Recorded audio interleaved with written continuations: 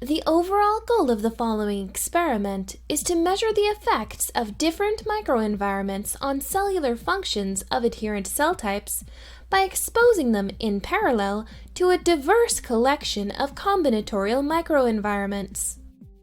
This is achieved by first fabricating printing substrates to support absorption of mixtures of microenvironmental proteins.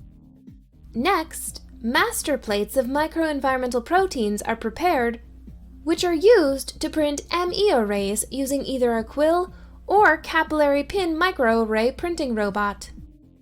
Next, master plates of microenvironmental proteins are prepared. Then, adherent cells are cultured on the MEArray with the option of limiting cell number. The results obtained show the impact of the different microenvironments on cellular functions, such as differentiation or proliferation, based on immunofluorescence analysis.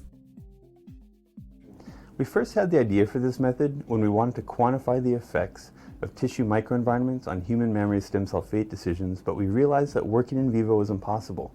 Now that it's developed, it has many applications in cell biology research and drug discovery.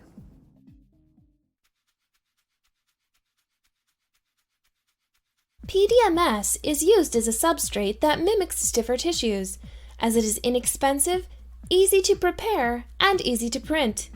However, PDMS hydrophobicity can make it incompatible with some cell lines.